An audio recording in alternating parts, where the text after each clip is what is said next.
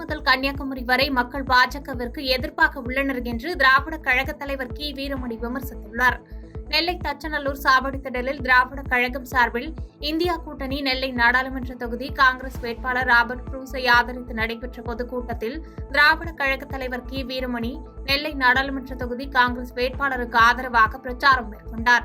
இந்த நிகழ்ச்சியில் மத்திய மாவட்ட பொறுப்பாளர் மைதீன் கான், பாளையங்கோட்டை சட்டமன்ற உறுப்பினர் அப்துல் வகாப் உட்பட பலர் கலந்து கொண்டனர்.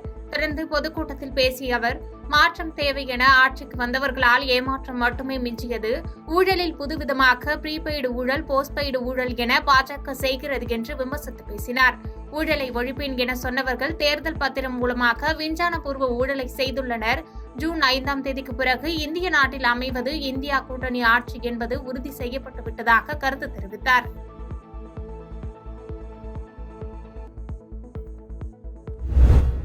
தமிழ்நாட்டு உரிமைகளை பறித்தது பாஜக, உரிமைகளை பறிக்க துணை போனது அதிமுக என தமிழ்நாடு காங்கிரஸ் கட்சித் தலைவர் செல்வ பெருந்தகை கடுமையாக விமர்சித்துள்ளார். இந்தியா கூட்டணி கட்சியின் கரூர் மக்களவைத் தொகுதி காங்கிரஸ் வேட்பாளர் ஜோதிமணியை ஆதரித்து தமிழ்நாடு காங்கிரஸ் கமிட்டி தலைவர் செல்வ பெருந்தகை தலைமையில் கூட்டணி கட்சி நிர்வாகிகளுடன் கரூர் உழவர் சந்தை அருகே தேர்தல் பரப்புரை பொதுக்கூட்டம் நடைபெற்றது. பிரச்சார கூட்டத்தில் பேசிய செல்வ பெருந்தகை, தமிழ்நாட்டு உரிமைகளை பறித்த பாஜக, உரிமைகளை பறிக்க துணை போனது அதிமுக, ஒருவர் துரோகி இன்னொருவர் எதிரி என்று கடுமையாக சாடினார். இந்த தேர்தல் தேசத்தை காப்பாற்றுவதற்கான தேர்தல்.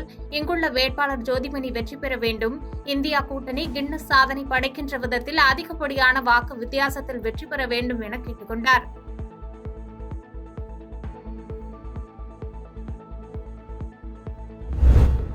இந்த தேர்தல் தர்மத்திற்கும் அதர்மத்திற்கும் இடையிலான போர் எனவும் 2026க்கு அச்சாரமாக பிள்ளையார் சுழி போடும் தேர்தல் என பிரேமலதா விஜயகாந்த் தெரிவித்துள்ளார். ராணிப்பேட்டை மாவட்டம் ஆற்காடு பேருந்து நிலையத்தில் அரக்கோணம் நாடாளுமன்ற தொகுதியில் போட்டியிடும் அதிமுக வேட்பாளர் ஏ.எல். விஜயனை ஆதரித்து தேமுதிக பொதுச் செயலாளர் பிரேமலதா விஜயகாந்த் பிரச்சாரம் மேற்கொண்டார். அப்போது பேசிய அவர், இது நடைபெறவுள்ள நாடாளுமன்ற தேர்தல் மிக மிக முக்கியமான தேர்தல், தர்மத்திற்கும் அதர்மத்திற்கும் இடையிலான போர் எனவும் 2026க்கு அச்சாரமாக பிள்ளையார் சுழி போடும் தேர்தல் என கூறினார். அரக்கோணம் ரயில் முனையம், திண்டிவனம் நகரி, ஜவுளி பூங்கா, கூடுதல் ரயில் பாதைகள் அமைக்கப்படும் என வாக்குறுதியளித்து தீவிர வாக்கு சேகரிப்பில் ஈடுபட்டார். இது மிக மிக முக்கியமான ஒரு தேர்தல் என்பதை நீங்கள் அனைவருமே மனதிலே கொள்ள வேண்டும். தர்மத்திற்கும் அதர்மத்திற்கும் நடக்கின்ற ஒரு போர். தேர்தல் என்றாலே இது போர் தான்.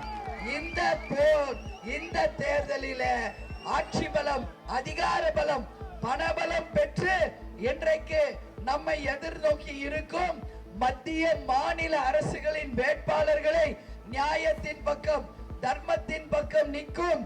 நான் சொல்றது போல புரட்சி தலைவர், புரட்சி தலைவி, புரட்சி கலைஞர் மனிதர்களாக பிறந்து தெய்வங்களாக இன்னைக்கு ஆசீர்வாதம் செய்கின்ற இந்த மகா கூட்டணிக்கு மக்களாகிய நீங்கள் பெருவாரியான வெற்றியை இந்த தேர்தலிலே தரணும். திட்டக்குடியில் பாமக வேட்பாளர் தங்கர் பச்சானை ஆதரித்து பாமக தலைவர் அன்புமணி ராமதாஸ் வாக்குகளை சேகரித்தார்.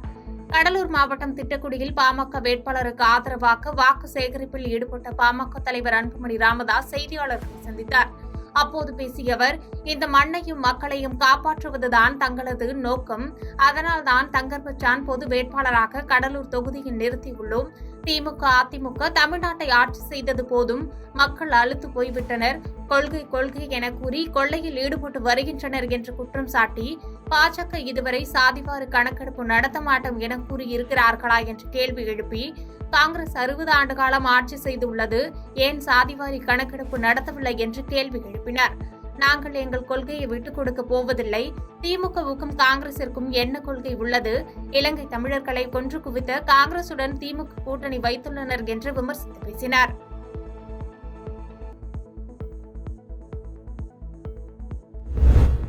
தென்காசி நாடாளுமன்ற தொகுதியின் அதிமுக வேட்பாளர் கிருஷ்ணசாமி பல்வேறு கிராமங்களில் தீவிர பிரச்சாரத்தில் ஈடுபட்டார். தென்காசி நாடாளுமன்ற தொகுதியின் அனைத்து இந்திய அண்ணா திராவிட முன்னேற்ற கழகத்தின் வேட்பாளரும் புதிய தமிழகம் கட்சியின் தலைவருமான டாக்டர் கே. கிருஷ்ணசாமி சங்கரன்கோவில் சட்டமன்ற தொகுதிக்குட்பட்ட குருவிக்குளம் வடக்கு மற்றும் தெற்கு ஒன்றியங்களில் உள்ள பல்வேறு கிராமங்களில் பிரச்சாரங்களில் ஈடுபட்டார்.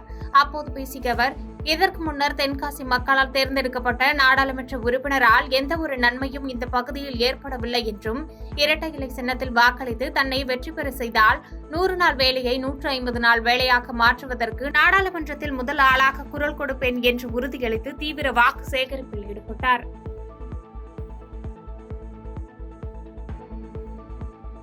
பாதகம் செய்பவரை கண்டால் நாம் பயங்கொள்ளலாகாது பாப்பா, மோதி மிதித்து விடு பாப்பா, அவர் முகத்தில் உமிழ்ந்து விடு பாப்பா.